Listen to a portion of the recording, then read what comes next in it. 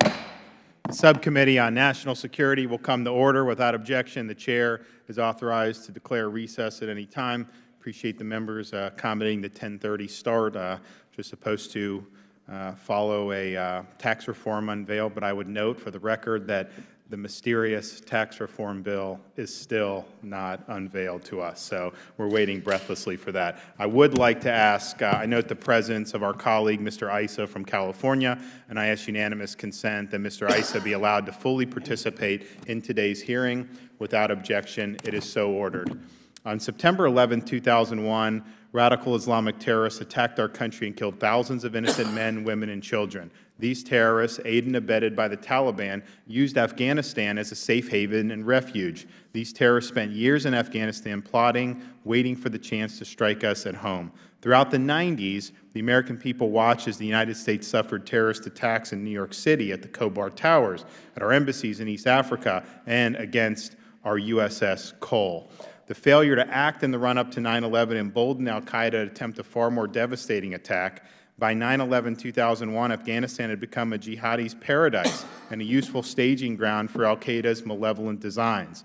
American forces responded to the 9/11 attacks with a rout of both al-Qaeda and Taliban forces.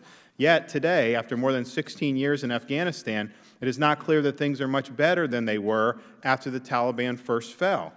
Is Afghanistan on the brink of becoming a terrorist dream all over again? Are we making the same mistakes over and over again? Should we be just done with this entire godforsaken place? Or should we be concerned that ISIS now has a dangerous affiliate, ISIS-K, in Afghanistan that aspires to reach out and strike the U.S. homeland? How do we get this right? Or can we?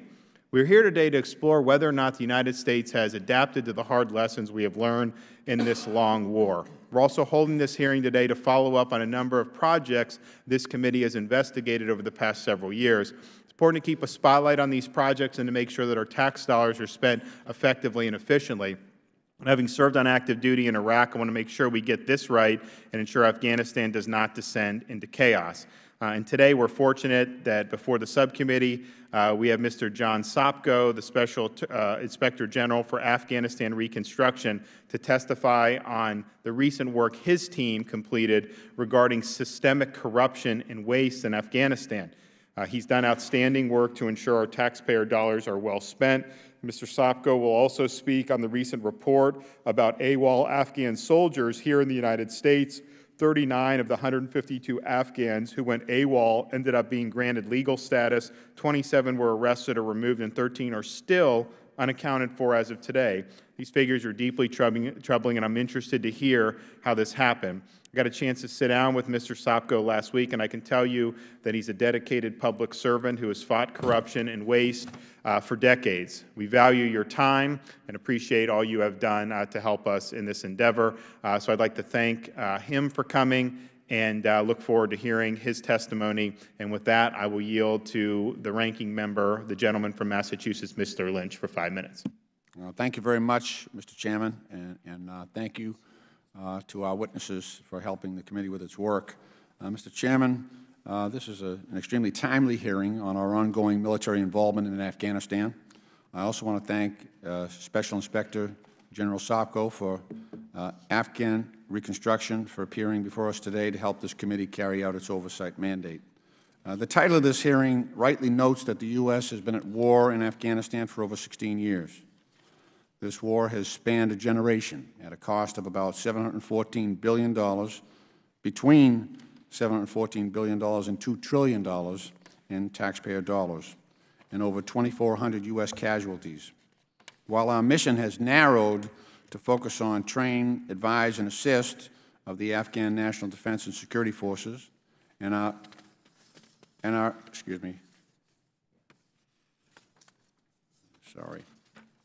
I've only got 3 pages here. There's some pages missing from my remarks. That's okay. Oh, all right. Okay. And our force levels have sharply dropped from 211 peak to over 100,000 to the current estimate of 9,800. It's just as critical that we have a clear strategy.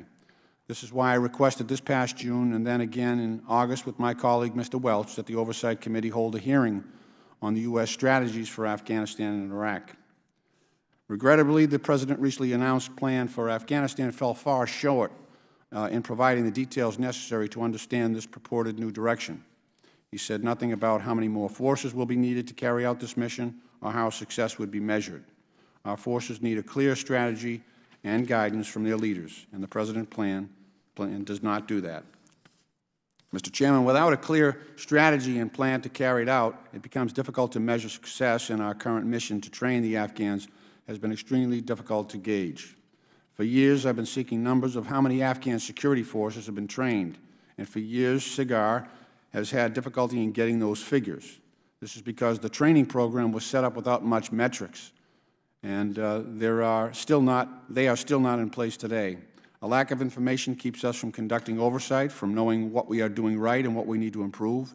I would urge the President to bring to Congress a clear and detailed strategy for how he intends to get this mission done. This brings me to a disturbing development, namely the Department of Defense recent decision to retroactively classify certain Afghan national defense and security force related force levels, in Afghanistan. Members of Congress need to be able to get on the ground, hear from the Americans there, and see with our own eyes what is happening. As a member of Congress and ranking member on the National Security Subcommittee, I have a duty, as does every member of this House of Representatives, to carry out the oversight required by this U.S. Constitution. These kinds of travel restrictions that are in place currently are inappropriate and highly concerning. In addition, the classification measures have become much more tightly prescribed in terms of what Mr. Sopko and his team can report to Congress in an open forum. And I will ask some questions about that to determine what information is being kept from the American public with respect to progress or lack thereof in Afghanistan. With that, Mr. Chairman, I yield back the balance of my time. I thank the ranking member. The Chair notes the presence of our colleagues, the gentleman from Kentucky, Mr. Massey, and the gentleman from North Carolina, Mr. Jones. I ask unanimous consent that they both be allowed to fully participate in today's hearings, although I will be very lenient in accepting any objections to Mr. Massey's attendance, but without objection, it'll be so ordered. I'm pleased to introduce our witnesses, the Honorable John Sopko, Special Inspector General for Afghanistan Reconstruction. He's accompanied by Mr. James Cunningham, Senior Analyst for the Special Inspector General for Afghanistan Reconstruction. Welcome. Pursuant to committee rules, all witnesses will be sworn in before they testify, so if you guys can please rise and raise your right hand. Do you solemnly swear the testimony you're about to give is the truth, the whole truth, and nothing but the truth, so help you God? All right, please be seated. All witnesses answered in the affirmative. In order to allow time for discussion, please limit your testimony to 5 minutes. Your whole written statement will be made part of the record. And as a reminder, the clock in front of you shows your remaining time. The light will turn yellow when you have 30 seconds left and red when your time is up. Please also remember to press the button to turn your microphone on before speaking. And with that, we will our Chair recognizes Mr. Sopko for 5 minutes. Thank you very much, Mr. Chairman, Ranking Member Lynch, and members of the subcommittee. It's a pleasure to be here to testify today. As you know, in my written statement, I discuss in great details the findings, lessons, and recommendations of SIGAR's new report on America's 15 years of security sector assistance to rebuild the Afghanistan security forces. With the Afghan conflict in a stalemate, and with a new strategy for U.S. security sector assistance getting underway, the time is ripe for seeking every opportunity for improvement. In that spirit, I appreciate this hearing, which I think is an opportune time to look for recommendations for improvement. And that is something I would like to offer to you today in my oral presentation. The first recommendation we have is how to better utilize and align our capabilities with the needs of the Afghans. So the first things I would recommend, Mr. Chairman, is that DOD should establish and lead an interagency fact-finding mission to examine the Afghan security forces' current and future needs and realign our advisory mission to ensure that the right advisor and units are partnered correctly with the Afghan soldiers and police. The second thing is we need to have someone in charge. So DOD and NATO should create designated leads for the Afghan Army and police responsible for coordinating the training advisory missions from the ministerial to the operational level. Now, the Afghan Special Forces and the Afghan Air Force have proponent leads right now as part of a comprehensive team in place. That is one of the reasons why both of those forces are more successful than their peers, and we highlight that best practice in our report. The third thing is we need to learn from success.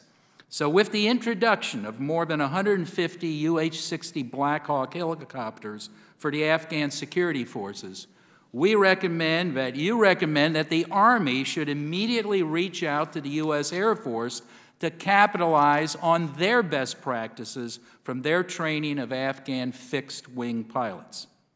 The fourth recommendation, sir, deals with the fact that our trainers in Afghanistan need help, and they need help back here in the United States. So we recommend that to ensure persistent and comprehensive training while preserving institutional knowledge, we recommend that DOD create an element in the United States staffed with representatives from all the military and civilian agencies who are specifically trained for Afghanistan as advisors to provide additional support to the training mission in Afghanistan. It is also critically important that those who are assigned view this as career enhancing. Right now, such an assignment would be career ending for many of our military and civilians. The fifth point I would focus on is we need to use NATO better. To optimize NATO's participation in Afghanistan, we recommend that DOD and NATO should thoroughly analyze Afghanistan's current advisory needs and each NATO country's capabilities as well as their limitations. We also need to better understand NATO's decision-making process and better synchronize our policymaking with NATO's force generation schedules.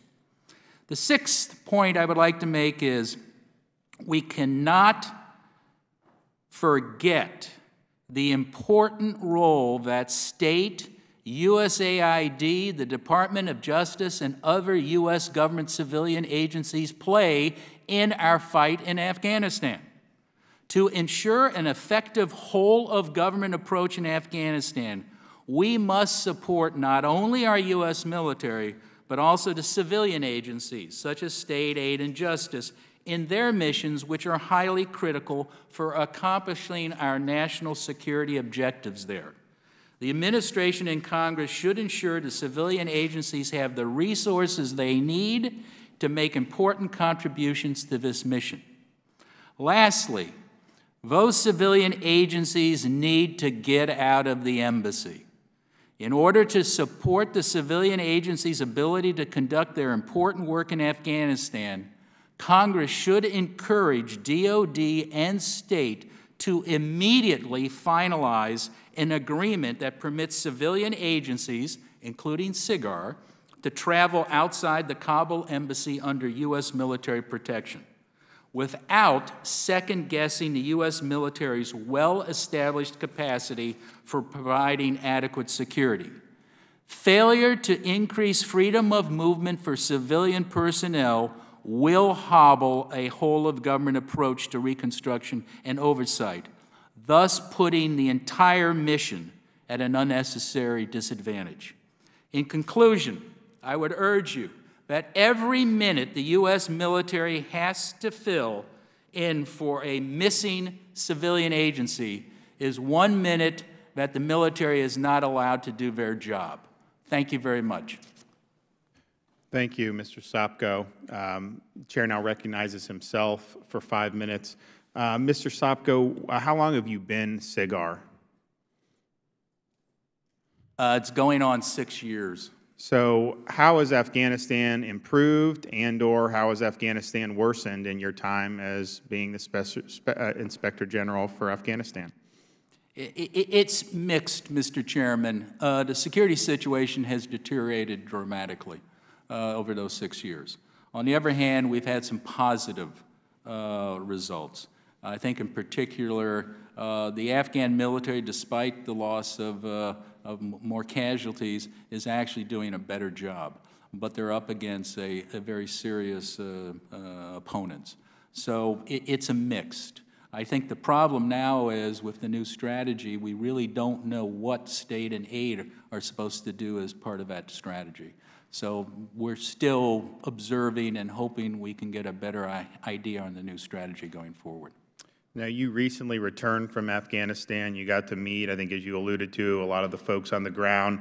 You know, just the average American were to come up to you and say, you know, what is going on in Afghanistan? What's the elevator speech you'd give them? It's a stalemate. And the big question is it a stalemate going down or is it a stalemate going up? And I don't have a good answer for that, sir. SIGAR's Security Assistance Lessons Learned report is very extensive. What would you say the bottom line of that report is? The bottom line is the U.S. government was ill-prepared to conduct a security sector mission. They didn't understand the size and scope of what they were facing. Our normal security sector assistance is to a developed country. We're helping, let's say, the Turks with a new weapon system. We're helping the Koreans with a new personnel system. This was designing and building an entire military, an entire police force. The other problem is we were totally misaligned in our capabilities with their needs. Disorganized, did not fully understand and utilize NATO for the things that they could provide. And we have detailed a number of problems with giving too complicated systems, having military officers in the U.S. trying to teach police, having Air Force pilots teaching police, having people who know nothing about personnel systems teaching ministries on how to develop personnel systems. So that was the big problem that we found. Those are the findings and lessons of the report. So I think that you were able to brief this report to the administration during their Afghanistan strategy review. So does the new strategy announced by the administration reflect any of your recommendations? Yes, it does. I can't say we can take credit for that, but at least they agree with many of our recommendations. I think one of our recommendations is for train, advise, assist to work. You have to drive it down below the core level. So you have to get down to the Kandak or below, and that's one of the provisions. There are a number of other provisions, and I think Mr. Cunningham maybe can give you more details. He participated in all the briefings, if it's okay, sir. Yeah, sure. Yes, sir. So we participated in that failure analysis with the Chairman of Joint Staff, General Dumford, and one of the big things we talked about was the realignment of our advisory capabilities to the Afghan needs in the military and police. The current units that are going out were already in pre-deployment training prior to the release of our failure analysis, and what we were told is that the new units will have the proper training going forward. We just have not yet seen that put into practice. So cautiously optimistic, but we do know our recommendations did go forward to both the Secretary of Defense and to the White House. Great. Mr. Sopko, how will we know if DOD and state have acted on your recommendations, and what outcomes can we expect to see on the ground if they follow them? I guess the issue is we have things being identified, but, I mean, do I have to hold another hearing? I mean, are we going to get a sense in the Congress in relatively short order that some of these changes are being made, particularly with the State Department, because I think there's been a lot of frustration with how they've handled some of this stuff?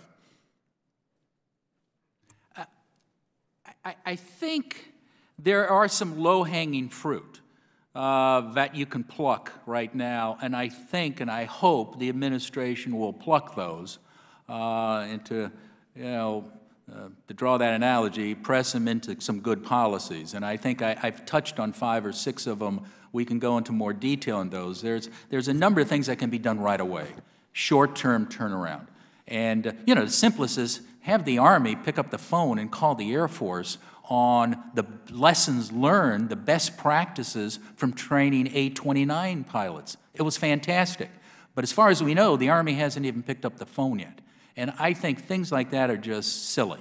You know, this stovepiping is going to be our death, and that's one of the things. And I'm happy to provide and discuss, and I know Mr. Cunningham, who wrote the report, we can give you more of those examples of these are fast turnaround things that you should be seeing the administration do immediately.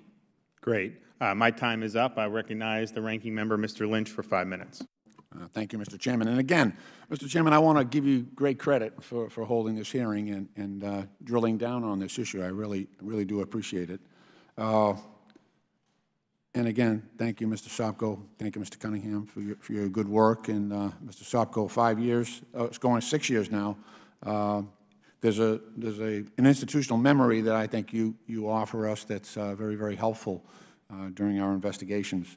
I want to talk about the limitations on your travel. I know that, so I've been to Afghanistan maybe a dozen times. I know that Mr. Russell, Mr. Issa, and others here have been frequent flyers to Afghanistan and Pakistan on the other side of the border. In the past, we've had no problems getting into Lashkar, Kandahar City, put us in Strykers. We were able to drive right down to the Pakistan border, a place called Spin Bolduc. So we've had wide access to, in our past oversight investigations in Afghanistan. But of course, at that time, we had 100,000 troops or thereabouts. And so the assets were plentiful, and we had great cooperation from General Dunford, and other generals who were, and going back to General Petraeus. What's the situation there now in terms of your own travel? Ranking Member Lynch, our travel has been restricted. Some of this is because of the point you make. We no longer have 120,000 coalition forces. Part of it is also because of the problem with insider attacks. And something I think even General Dunford recently spoke about publicly about. This is a serious problem. And I know President Ghani has tried to do something about that. My concern, and I will say this, you're a high visibility target, sir, when you travel. When the chairman travels, even somebody as lowly as I am a high visibility target. So you can't use the restrictions on your travel the same for the average diplomat or SIGAR employee. But even with them, there has been a growing reluctance by the State Department to let the people go outside of the embassy, even to the green zone. And I think the classic, I'll cite you two examples, sir, and I don't want to take too much of your time, but one was the U.S. military wanted me to see an Afghan base and to see how they were protecting the taxpayers' dollars by setting up a system to protect fuel. I was to walk 100 feet with my staff with a U.S. military assigned protection detail that goes over multiple times a day, and the ambassador refused to let us go. Even though General Kaiser and General Nicholson wanted us to see that. That is the problem. Okay. I get the, I get the sense of that. To tell you what, I'm sure that this committee will be having CODELs over to Afghanistan fairly soon. And if you could just, not now, but make a list of sites that you need to get out to.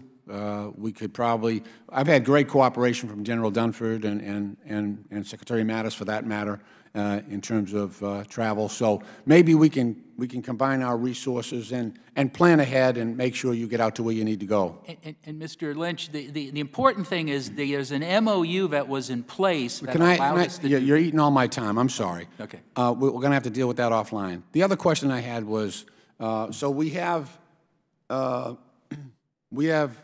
classification issues that were in place for the last, 14 or 13 years, and now we've got some new classification issues. What am I being denied What is the American public being denied access to under the new classification regime? I would ask to be made part of the record. We have a 7-page document laying out everything that's been classified. It's basically casualty, force strength, equipment operational readiness, attrition figures, as well as performance assessments. And that would mean, using the new test, it looks like the Afghans can classify anything that's embarrassing. So I have a list of reports here that I think all of you have probably read, dealing with the Afghan Navy that didn't exist, dealing with the camouflage that didn't exist, and dealing with an airplane that cost nearly $500 million that couldn't fly. Using the new test, I would not be able to tell you in a public setting or the American people how their money is being spent. So this is a slippery slope, sir, that we are now on. Mr. Chairman, I would make a motion that we accept the reports offered by Inspector General Sopko regarding the effect of the new classification regime instituted recently. That objection. Do you have copies that you can provide to us? So I can give you the whole list of the reports as well as the copies, but I'm happy to give you also this memo, which my staff prepared as to what specifically is now classified. We can make without objection. Thank you, Mr. Chairman. I yield back. Gentleman yields back. Chair now recognizes the Vice Chairman of the committee, Mr. Russell, for 5 minutes. Thank you, Mr. Chairman, and thank you for holding this hearing. I guess I've got one basic question to begin with, and then we'll take the discussion from there. First off, thanks for what you do, and I mean that with all sincerity. But what are the consequences of quitting?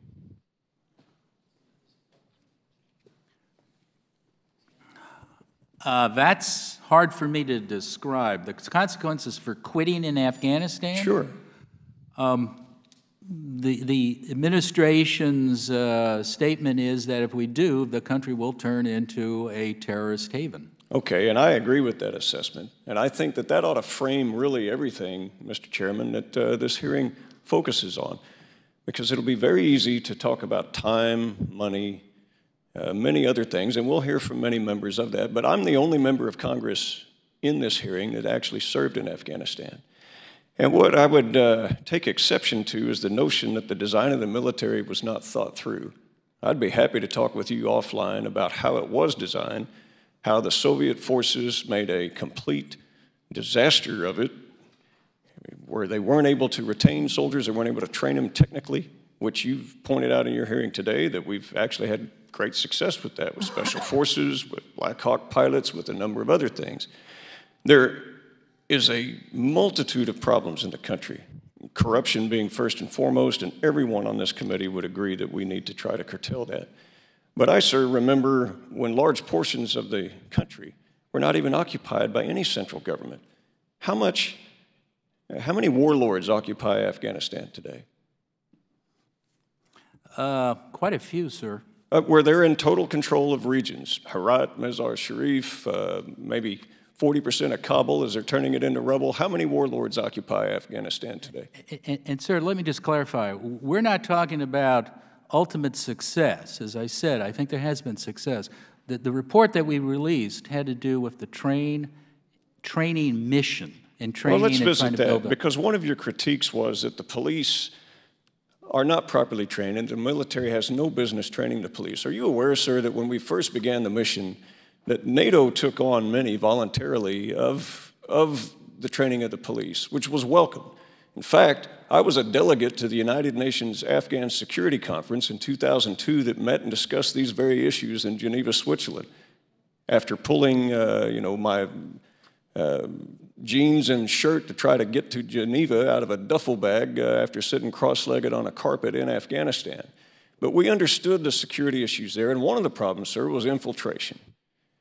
They made a disaster of it when you had police forces coming in, goodwill, all of this, no vetting, and they said, please come on in and let's do this, we'll train you to be police. If you go back and examine the blue on green incidents, most of them come from law enforcement, not the military. The NATO, I agree, could be used better in that regard, but we have to look at the things for infiltration. And with regard to the Army not talking or cooperating. I find that very striking since most of our headquarters are fully integrated in the armed forces there on the ground. To point to this fact, you stated that the Special Forces have been quite successful and quite reliable. I would point out that the Army trained those, so they obviously know something about training to technical ability and giving all of that. And I guess my point is this. While I applaud efforts on corruption, what is hard for me as a warrior for most of my adult life is it's always people sitting here talking to people sitting there, pointing bony fingers with red faces saying, why is this a failure? Why did this go wrong? We should quit. We should pull out. And I tell you what, for the record, Mr. Chairman, I cannot be one of those today. I just can't. And there'll be follow-on testimony that we'll hear from our colleagues, and I respect that. But quitting is going to have disastrous effects. And the more that we feed this narrative that our nation does not have the will and the resolve to get things done is part of the problem. Having been a warrior and veteran of several wars, I can tell you this, that when we have this confusing message coming from Congress and coming from others where oh, we're going to have commitment. No, we're not going to have commitment. Oh, we're going to have a timeline. No, we're not going to have a timeline. Oh, we're going to be here for this long with this many troops. No, we're not going to be there for this long with this many troops. Does that have an impact on how the Afghans see resolve and commitment from the United States? I don't know, sir. Well, I do. Yeah, yeah. It has a big impact. But Congressman, let me just tell you, we support the mission in Afghanistan. The reason we issued the report is to try to draw lessons learned. And I favor that. And best practices. So we state the facts as we found them. I think you probably would agree in reading the report with 90% of what we found and what works. The whole reason we issue these reports are not to say gotcha to the military. And as General Dunford and others have been very happy, they confirm and help them in designing and implementing better programs for the future. So this report is not an attack on our military. It is not an attack on our mission, sir. It is trying to help the mission. Well, and I'm glad that you established that because that's the foundation that we need to be on. And I am grateful for that. And thank you for your indulgence. Mr. Chairman, I'm out of time. Yeah, gentleman's time's expired. Chair now recognizes Ms. Demings for 5 minutes. Thank you so much, Mr. Chairman, and I echo the ranking member's comments about this particular hearing. I am definitely glad to see it. As a new member of Congress, my first CODEL was to Afghanistan for the purpose of really developing a better understanding of the mission there and also the overall strategy. I also want to take a moment to commend my colleague, Mr. Russell, as he leaves for his service. I do think as a law enforcement officer, a career law enforcement officer, our overall strategy and an exit strategy is also very important. So thank you to both of our witnesses for being here with us today. Mr. Sopko, you said in the quarterly report to Congress from CIGAR Notes that the military's retroactive classification of important information about the Afghan defense, national defense and security forces will, quote, hinder your work. I know my colleague, Mr. Lynch, spoke somewhat about the classification system, the retroactive classification system. Do you believe, and I think you answered in the affirmative of this, but do you believe that the American public should continue to have access to at least basic data on the Afghan national security forces? Yes, I do, since they're paying for it. Earlier this week, the New York Times reported that Navy Captain Tom Breschbach defended the decision to classify the information, saying that it was done at the Afghan government's request. Do you think that it is an appropriate justification for DOD to classify previously unclassified information based on a request from the Afghan government? Why or why not? I do not, because I believe in transparency, and I think the loss of transparency is bad not only for us, but it's also bad for the Afghan people. You know, truth, the Bible says that truth will set you free. I think somebody else said, but it'll be uncomfortable in the beginning. And that's what I told President Ghani. Your people want to know the truth. And ironically, the stuff that was classified, you know, the Taliban know this. They know who was killed. They know all about that. The Afghans know about it. The U.S. military knows about it. The only people who won't know are the people who are paying for it. That's your constituent. That's every one of you who pays taxes. And I think the American taxpayer has a right to know how their money is being spent and whether it is succeeding or not. If you classify this, the only people who won't know what's going on in Afghanistan are the people who are paying for it.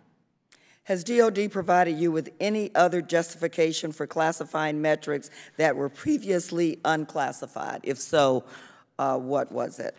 The only justification we want was that the Afghans didn't want it released. The second justification was a reinterpretation of some policy on classification, but they never gave us a copy of the policy. I think the other telling thing is they will not identify who classified the material. Just last week, Secretary Tillerson visited Afghanistan with a heavy security detail and met with the Afghan president at Brigham Air Force Base, largely because of security considerations. How can SIGAR and congressional committees conduct effective oversight of U.S. government programs if in Afghanistan, if personnel are confined to the most secure environments? It is extremely difficult, Congresswoman, but as I said before, we are high targets or high visible targets. The average USAID, DOD, SIGAR official is not that visible, but only if we have an MOU with the military providing us that protection, or with the State Department providing protection, can we do our jobs. And that can be done. And we had an MOU for 6 years with DOD, but now it's, we've been told in 90 days it disappears. What sort of support is SIGAR provided in Afghanistan by the U.S. military as it carries out its oversight responsibilities? Actually, we have had great support from the U.S. military, and prior to this, we still have great support from the State Department security officials. They've been very good. It's just a decision was made by the ambassador there, and it may have been by Maine State, we don't know, to abrogate our MOU and not let us follow that through. And that's the confusing thing, and we don't think that's really helpful to the mission. Thank you so much, Mr. Chairman. I yield back. General Lady yields back. Chair now recognizes Mr. Duncan from Tennessee for 5 minutes. Thank you, Mr. Chairman. Georgianne Geyer, the very respected foreign policy columnist, wrote several years ago that Americans, quote, will inevitably come to a point where they will see they have to have a government that provides services at home or one that seeks empire across the globe, unquote. And we all have seen very many articles, and there have been hearings over the years which have described Afghanistan as the graveyard of empires. And backing that up, it was interesting to me, on September 4th of this year, a couple of months ago, the New York Times International edition carried a story entitled "The Empire Stopper," which said foreign powers have tried to control Afghanistan since the 19th century. But the story had a very interesting first paragraph. It said, quote, when the American author James Michener went to Afghanistan to research his work of historical fiction called Caravans, it was 1955, and there were barely any roads in the country. Yet there were already Americans and Russians there jockeying for influence. Continuing the Times quote, it said, quote, later the book's Afghan protagonist would tell an American diplomat that one day both America and Russia would invade Afghanistan and that both would come to regret it. Michener wrote that 62 years ago, yet how true it is still today. And then finally, I will refer to something that William F. Buckley, the icon of conservatism, wrote several years ago, and he wrote it about Iraq, but it certainly applies to Afghanistan even more so. Mr. Buckley started out as a strong supporter of the war in Iraq, but before he died, he became a strong opponent. And he wrote this, he said, quote, "A respect for the power of the United States is engendered by our success in engagements in which we take part. A point is reached when tenacity conveys not steadfastness of purpose, but misapplication of pride." Let me repeat that. A point is reached when tenacity conveys not steadfastness of purpose, but misapplication of pride. And Buckley continued, he said, "It can't reasonably be disputed that if in the year ahead the situation in Iraq continues as bad as it has done in the past year, we will have suffered more than another 500 soldiers killed." And he said, "Where there had been skepticism about our venture, there will then be contempt." I can tell you that I don't really understand how any true fiscal conservative can be in favor of dragging this war on forever. We've been there 16 years. And I think it's a huge understatement to say that I don't agree with the New York Times many times or very often. But the New York Times editorial board on October 22nd, just a few days ago, published an editorial entitled "America's Forever Wars," pointing out that the U.S., quote, "has been at war continually since the attacks of 9/11 and now has troops in at least 172 countries. The board wrote that so far the American people have, quote, "seemed to accept all this militarism, but, quote, it's a very real question whether in addition to endorsing these commitments, which have cost trillions of dollars and many lives over 16 years, they will embrace new entanglements." And it said the Times added that the Congress has spent little time considering such issues in a comprehensive way or debating why all these deployments are needed. So I do appreciate the chairman being willing to have this hearing, but it's very sad that we have allowed all these trillions of dollars to have been spent and all of these lives that have been lost needlessly. I think it's very, very sad, and it's something that I think we're long past the time when we should have gotten out of Afghanistan, and we shouldn't keep continuing to drag this out. I would like to say in conclusion that, Mr. Zopko, I really appreciate the work that you've done pointing out billions and billions of dollars worth of waste over there, and I would like to ask unanimous consent that a story from the Washington Post dated August 22nd of this year entitled, "Here are 6 costly failures from America's longest war. Number 1, Kashmir goats." And this story ran in the Washington Post. I would like to ask unanimous consent that this story be included in the record at this point. Without objection. And I thank you for yielding me this time. Gentleman yields back. Chair now recognizes Mr. Welch for 5 minutes. And I'm sorry Mr. Russell is not here, because I too would like to pay respect for his service. But I want to say to Sigur that your office has been just the facts ma'am approach to what is happening to taxpayer dollars. And I believe that it has allowed those who believe the policy in Afghanistan is the right direction, but it's not necessarily being implemented right, and those who question the wisdom of the policy, basic information about how so much of our spending essentially has evaporated or been transferred to Swiss bank accounts by corrupt officials in Afghanistan. So, Mr. Chairman, I really want to thank you for this hearing because this office is absolutely essential, whether you take the point of view of Mr. Russell or Mr. Duncan about what's the right policy. Second, just the questions about what our policy should be are not the responsibility of your office, so I just want to acknowledge that. That's correct, sir. You're looking at where the dollars we've appropriated are going. Are they going into the mission, or are they vanishing into thin air? And number 3, I have major questions about our policy, and I thought Mr. Duncan had an excellent quote.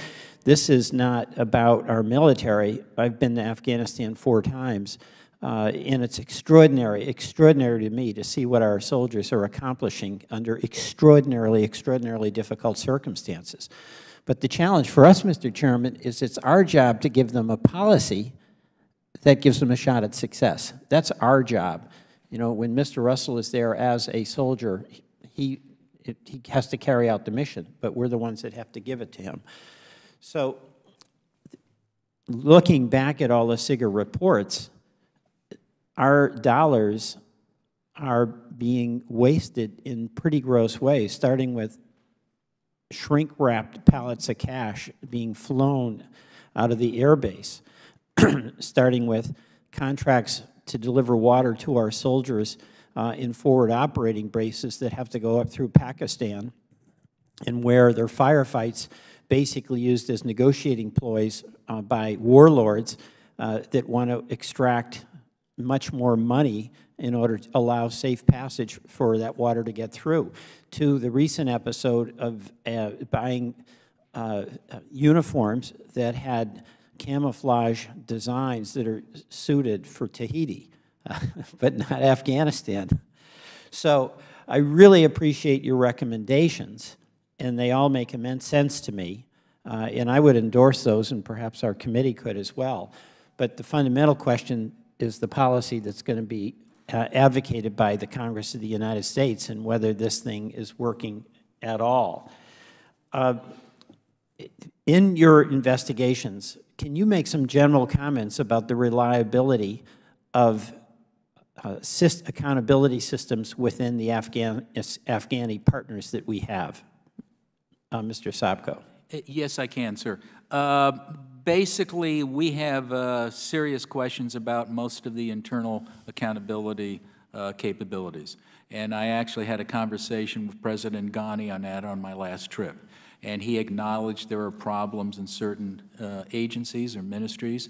And we actually came to an agreement, and he promised to issue a presidential decree giving us access to the internal books and records and individuals of all the ministries, so we can do an in-depth analysis of their internal controls. Let me ask one question on that. The last trip I took to Afghanistan, we had some of our Justice Department folks who were there, and they were teaching Afghan government officials about how to detect corruption, and they had to stop that program because they were teaching people about how to detect corruption, who became the people who then implemented corruption. Has that changed?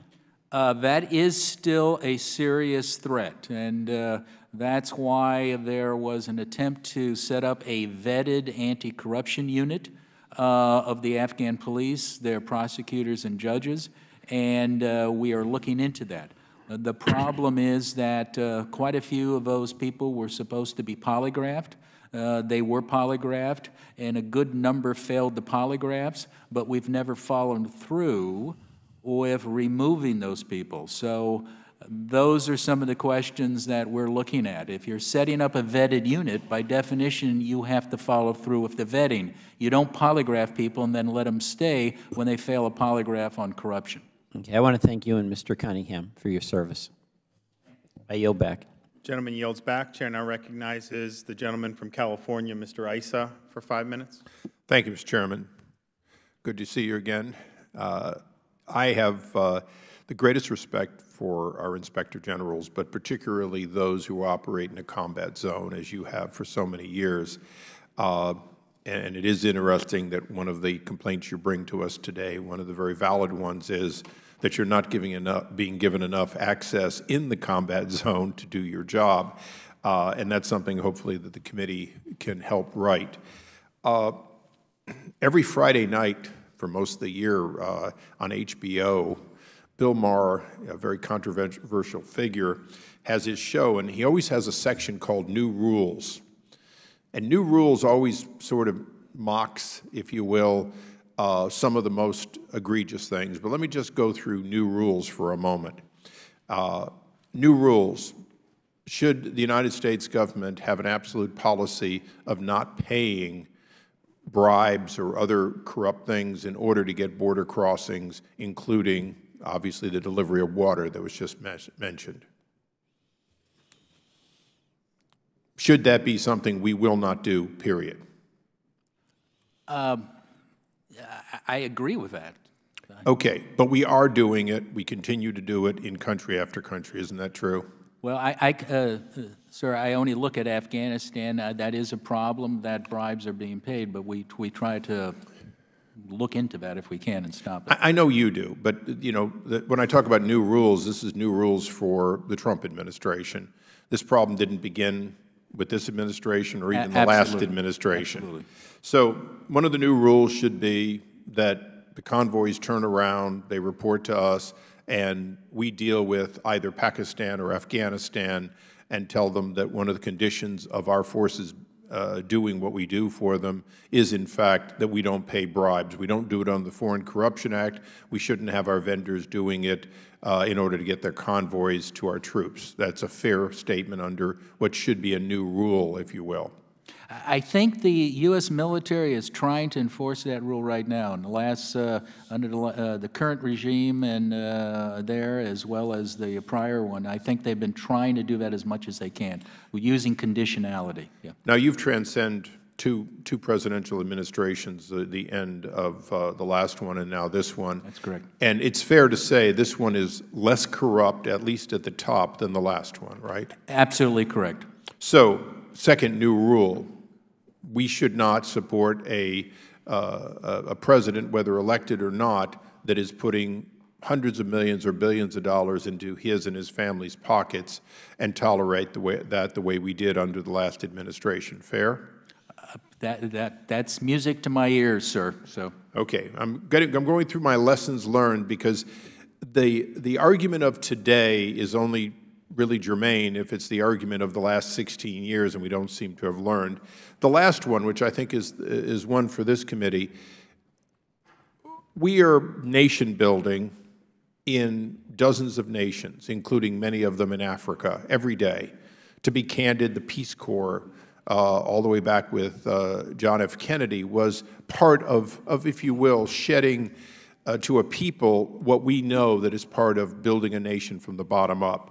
So if whether each president I can think of going back a long way has said they're not going to nation build, if we're going to nation build, let me ask you the most poignant question.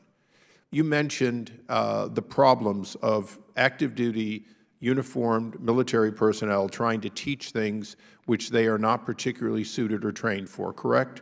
that is correct. So shouldn't the new rule be that we develop capability either at the State Department and or at the Department of Defense, presumably in the reserve component, and or somewhere else, that in fact finds the people around the United States or even outside around the world that in fact can be a productive part of nation building?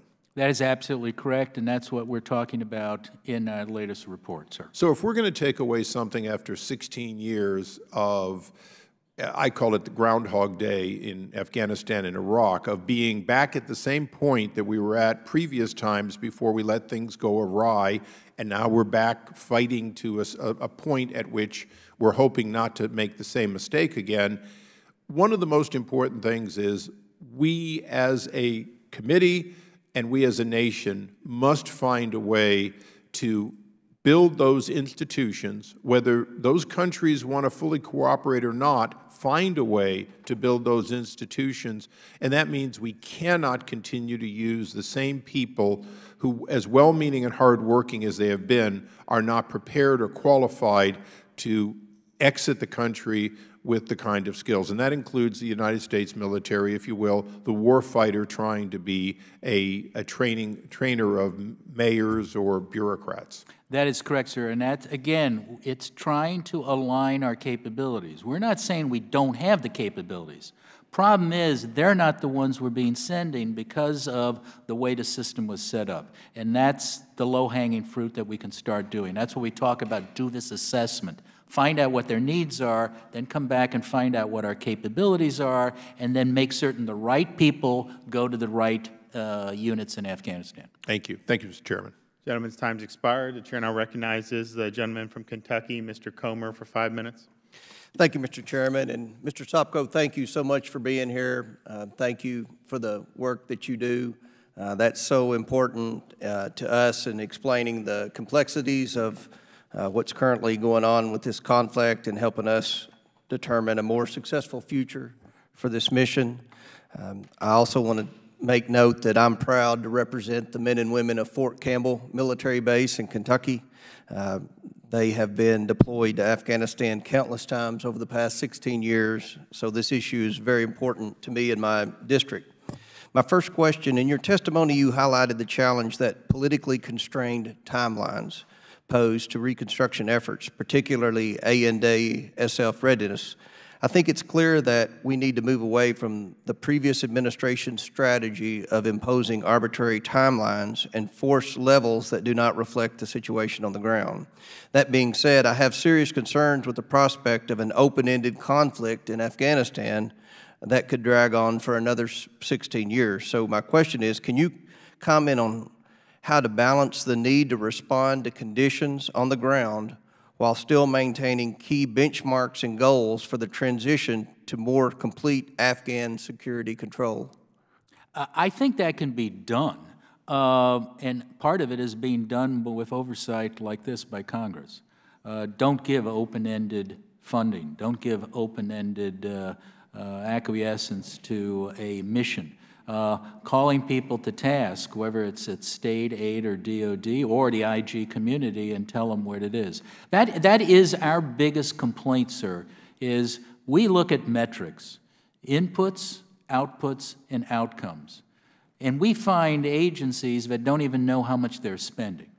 But then they can maybe tell us how much they've spent it on, how many shoes they bought, how many guns they bought, or whatever, but they don't know what the ultimate outcome is. And your job, I think, in Congress, if I can be so bold as to suggest, is to hold the U.S. government agencies accountable, just like we are trying to hold them accountable in Afghanistan. But I agree with you on that point, sir.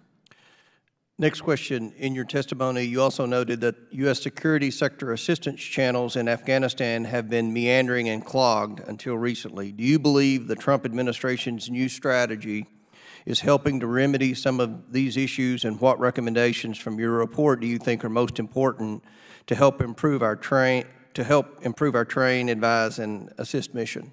Congressman, can I defer to my colleague, Mr. Absolutely. Cunningham, who's done most of the briefings and actually helped write most of this report? Absolutely. So we have seen the new administration under General Dunford and General Mattis and Secretary of Defense Mattis actually embrace a lot of the lessons learned and key findings from our report. As I said, during the failure analysis, we were able to implement a lot of the recommendations in our report into that discussion. The problem is some of those recommendations are not being implemented today, but the next units going out is where we may see some change. One of the biggest problems we have is we don't have a deployable police capability that can operate in a non-permissive environment to develop an Afghan National Police Force. The Department of Defense does not have an institutionalized capability, and the civilian agencies cannot operate in non-permissive environments or high-threat environments. And so we miss that capability, and that's something that needs to be discussed. The other issue we've noticed is that at the ministerial level, a lot of the advisors are uniformed military personnel who do not receive the pre-deployment training that the civilian advisors receive. The Minister of Defense Advisor Program run by the Department of Defense excludes uniformed military personnel, even though they are conducting the mission at the top. So yes, I do think that there can be small steps done to realign the mission, and I know they are under discussion. We just have not seen necessarily whether or not they're being implemented today. Great. My last question. Your recent report found that 152 Afghans went AWOL after traveling to the U.S. for training between 2005 and 2017. First, my question, can you explain why these soldiers are traveling to the United States in the first place? Don't we have training programs in Afghanistan? Sir, the decision was made that they should be trained here. There's some training that you can only do here in the United States. So I mean, that's just the way it is. I mean, I can't really tell you specifically why certain of them were done here. Maybe some can be done back more in Afghanistan, but I think our capabilities were here. Has the government done anything to reduce these risks in the future? Well, yes and no. Department of Homeland Security was very receptive. The State Department refused to even consider one of our simple considerations, and that is maybe they should personally interview everyone who gets a visa on this program, and they just brushed that aside. That's actually something you could help us with. I think it's just ridiculous. They interview everybody else who gets a visa that comes to the United States. Now, we've identified there's a problem with Afghan military coming here. Over half of the AWOLs, people going AWOL in the United States, are Afghans. So obviously you got a problem here. The State Department just brushed it aside and said, we see no reason to interview him. Well, if it's good enough to interview him for other visas, why not interview him for this?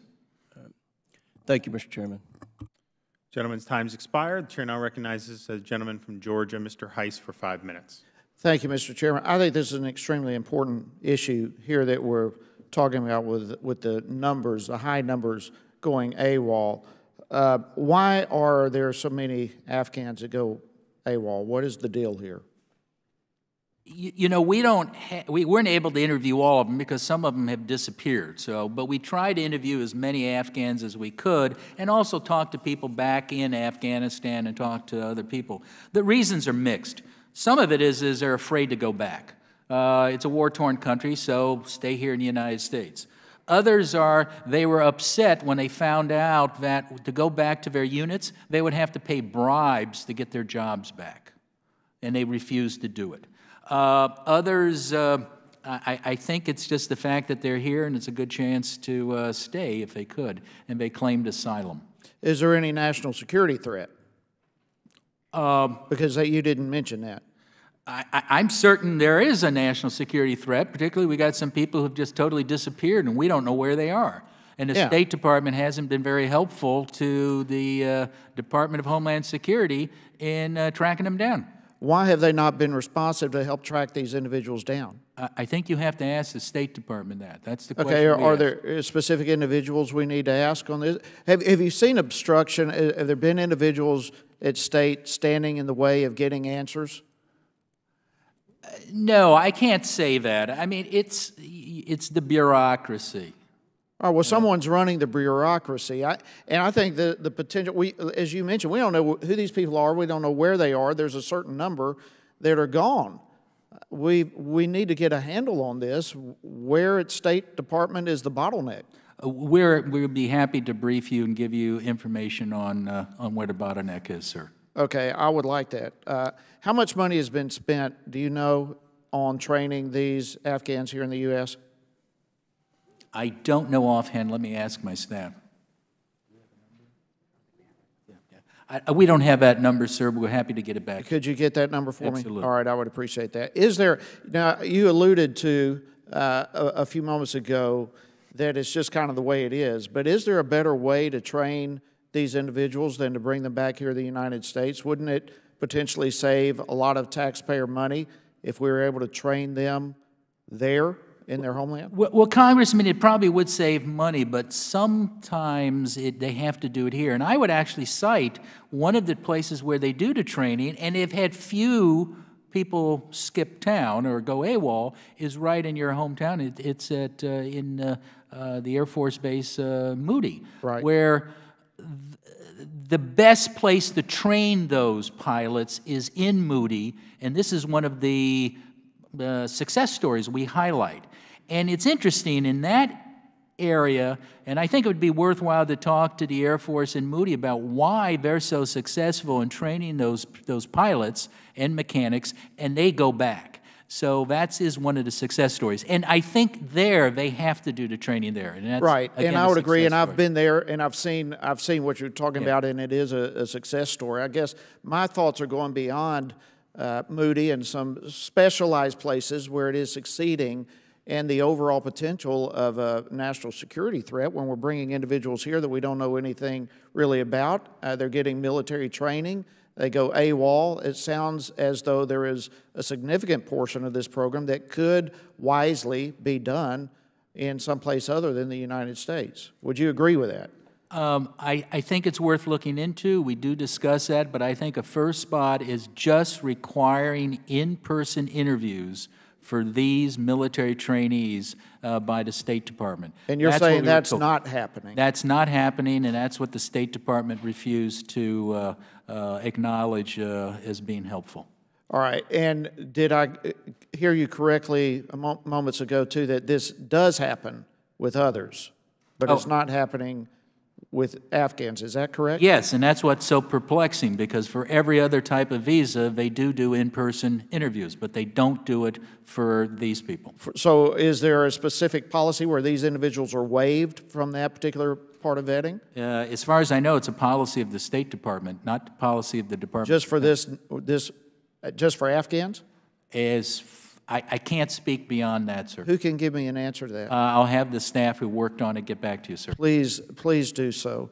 Listen, again, I want to join my other colleagues in thanking you for the great work that you do and for your forthright answers here in this hearing.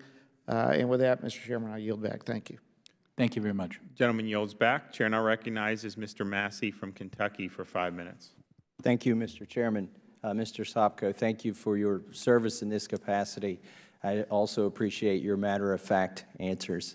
Can you give us the total tab so far for Afghan reconstruction since we've started in roughly 2012?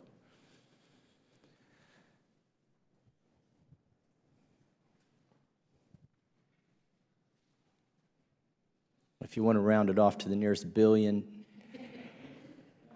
Should have that at my fingerprints. It's $120.78 billion for reconstruction, and that's through September 30th, 2017.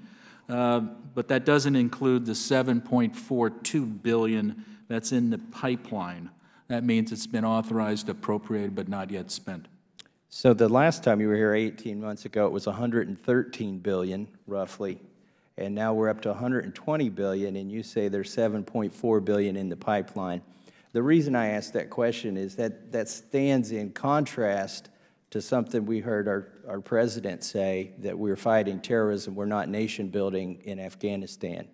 It sounds like another $7.4 billion in the pipeline might go to nation building, and I noticed in our own budget, we're not cutting the money for, quote, nation building. Something else that's a little incongruous that I'd like to get out on the table here is I used to see pictures on the internet of our soldiers standing in poppy fields, and I never reposted those because I thought they might be photoshopped, because I knew we had a war on drugs going on in Afghanistan, that ostensibly we're eradicating poppy fields over there. How much have we spent to date eradicating poppy and in a counter-narcotics effort in total in Afghanistan? We can't break it down to eradication, but altogether in fighting narcotics, it's $8.6 billion with a B. 8.6 billion. That's and correct. I know I asked this question 18 months ago, but I'll ask it again. Has production of narcotics in Afghanistan gone up or down since 2002 when we started spending that money? You know, I don't have the exact going back to 2002. I can tell you from 2015, it's gone up 43%. 43% in 2 years, and we're still spending billions of dollars over there to eradicate poppy. I was at a town hall type meeting this weekend in a factory in my district, and one of the attendees was a Gulf War or a Gulf veteran, and he told me he's been standing in poppy fields and marijuana fields in Afghanistan. So now I know the pictures are real that I see, that those crops are there, and he struggled, and I struggled, to try and explain to the rest of the constituents in the room how that could be possible. How is that possible, that we're spending billions of dollars and we can see it everywhere, yet it's not being destroyed? It's possible for a couple of reasons. First of all, it's very difficult because of just the security situation. But the second reason is we have no strategy. I have complained for the last 3 or 4 years, where is the counter-narcotic strategy? Just like we have no strategy for fighting corruption. You need a strategy. Then you have a strategy, as the good congressman. Then you look at inputs, outputs, and outcomes. You get metrics. We have no metrics. We have no strategy. Now, what concerns me is that when General Nicholson or General Dunford testify that 60% of the funding going to the Taliban terrorists comes from narcotics trafficking, and we have no strategy. Now, I think we all read in the press about how we focused on ISIS and their relationship to oil production, and we bombed the heck out of that oil production to cut off that funding source. Poor General Nicholson is trying to fight the Taliban, and no one's focusing on 60% of the funding going to the Taliban. Now, that's a serious problem, and if that is the proverbial elephant in the room. We are never going to win in Afghanistan if we don't focus on the whole narcotics problem. Now, in my brief time left, I want to talk about what winning looks like, because I think there's also this public perception that stands in stark contrast to what I've heard from you, and also from our Secretary of State recently, who I think is more of a realist here. There's this public notion that we've routed the Taliban, and if we leave, they'll come back to power. Yet Secretary Tillerson says that basically we are fighting to have a better negotiating position with the Taliban. Have we routed the Taliban, and when we leave, will they be gone? I am under oath. We haven't routed the Taliban. But I'm not the best person to answer the questions on how well we've done on the warfighting. I do reconstruction, but, you know, I just have to be honest with you. We have not routed the Taliban. When it's reconstructed, Gentlemen's, I'm sorry, I yield back. My gentleman's time's expired. Chair now recognizes Ms. Fox for 5 minutes. Thank you, Mr. Chairman, and thanks to the witnesses who are here today. Mr. Sopko, are you optimistic that the security situation will improve enough to allow your team out to survey and oversee the reconstruction efforts? I believe the security situation will improve, and I believe if the MOU with the Department of Defense and the State Department on security is written and is carried out, we will be able to get out. Not as much as we'd like, but we'd at least be able to get out. And what is your view on the President's proposed troop increase impacting your ability to conduct oversight?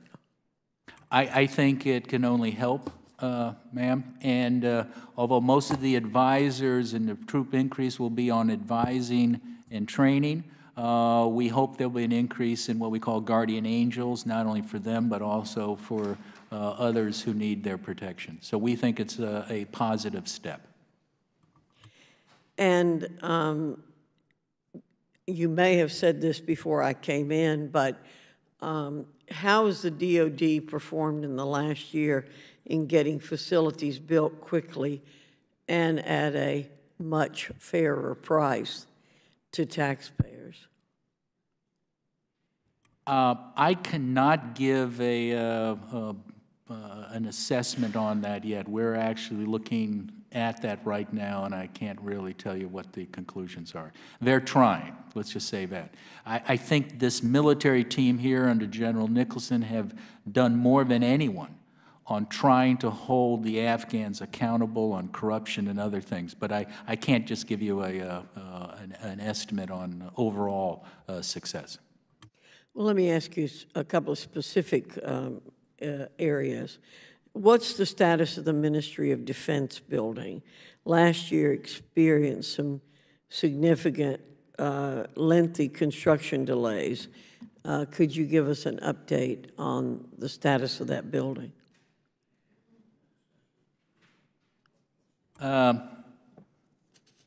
Well, we made 6 inspection visits to that building and identified a number of deficiencies, and they accepted our recommendations, DOD did, and I think they have implemented, in that case, all of our recommendations. Thank you very much. I yield back, Mr. Chairman. Gentlewoman yields back. Chair now recognizes the gentleman from North Carolina, Mr. Jones, for 5 minutes. Mr. Chairman, thank you very much, and I appreciate you holding this hearing. I wrote to President Trump on July the 18th of this year, asking him if he was going to increase the number of troops to please come to Congress first and let us have a debate on the future of Afghanistan, since we all know we've been there 16 years. In that letter I wrote to the President, I know that he had made 30 comments before he became a candidate and while he was a candidate about the waste in Afghanistan. I'm just going to use one of 4 that I put in the letter. In 2013, you tweeted, "Let's get out of Afghanistan. Our troops are being killed by the Afghanis we train, and we waste billions there. Nonsense rebuilding the United States of America." That's just one of 30 comments he made about the waste, fraud, and abuse in Afghanistan. The next sentence that I said, "Mr. President, I agree with those remarks, and so does the 31st Commandant of the Marine Corps, my friend and unofficial advisor, General Chuck Krulak. As he said in a recent email to me, no one has ever conquered Afghanistan, and many have tried. We will join the list of nations that have tried and failed." Mr. Sopko, I've met with you many times, official and unofficial, with other members of Congress. When I listen to what you have shared today and what you shared many times before, and the waste, fraud, and abuse continues to go on. It is a tribal nation. Everyone that's ever been to Afghanistan, from the Russians to Alexander the Great and the British, have never changed one thing in the world. I know that there are people who don't appreciate you and your staff and what you do, because many of them are in Congress, not here in this committee today, that would like to cut your funding. That was a story in the newspaper a year ago. This MOU issued probably because they're dragging their feet, but there's neither here nor there. I don't know that as a fact, because when the American people see the stories that come out from your report, that every member of Congress gets that same report, these stories, I know they've been, I've got a handout front and back that I have a list of 50 stories about waste, fraud, and abuse that I give to my constituents back in the district. And I guess what I want to try to get to is that at some point in time, someone like yourself, General Nicholson, if he's overseeing Afghanistan, has got to say to the American people, we have spent billions and trillions of dollars to rebuild Afghanistan, and we can't build your bridges and your roads right here in America. At some point in time, this Congress needs to have a debate after 16 years, and let us have a new debate on the future of Afghanistan. Because I will tell you truthfully, there are at least 90 members of the House, both parties, that were not here in 2001. I was here in 2001. And when I hear this waste, fraud, and abuse consistently for 16 years, I'm on the Armed Services Committee, it distresses me as a taxpayer. I have the Marine base Camp Lejeune in my district. I've taught the Marines active duty and retirees who have been to Afghanistan 5, 6, and 7 times. And they say nothing will ever change. That has nothing to do with the work that you and your staff do. Y'all are the truth tellers. The problem is that Congress continues to pass bills to waste money over there, and we can't even get a debate. So my last point, very quickly, if you are here 10 years from now, and I won't be here 10 years from now, would you be willing to tell the members of Congress, the American people who are now financially broke as a nation, have done about all they can do in Afghanistan? Congressman, as you well know, and we've had this conversation, I don't do policy, I do process. But I do promise you, the first day I'm out of this job, because it's not my job to talk policy, I'm happy to publicly tell you what I really think about our mission in Afghanistan. But until then, it's not my job to do that, and I support this committee, the chairman, the ranking member, for holding hearings. I'm a history buff, and there's a famous quote by President Lincoln, "Give the people the facts, and the country will be free." And that is what our job is. We give you the facts, and you as the policymakers decide whatever you do. I think Congressman Welch was very accurate on that. Whatever side you are on this issue, I just state the facts. You know, I'm like the umpire. We have a ball game that was last night. I'm calling strikes and outs and whatever. Some people may not like me, but I'm still supporting the game.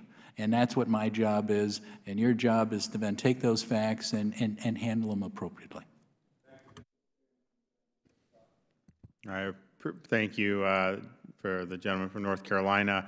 I want to thank the witnesses. I want to thank Mr. Sopko for your service, and I know you've taken trips over there. It's not an easy place to get to or get around, and I think you've given us a lot of really good information, and we thank you for that. And obviously, there's some low-hanging fruit that we want to get to, both on the congressional side, but also hopefully with the Trump administration. So the hearing record will be open for 2 weeks for any member to submit an opening statement or questions for the record. If there is no further business without objection, the subcommittee stands adjourned.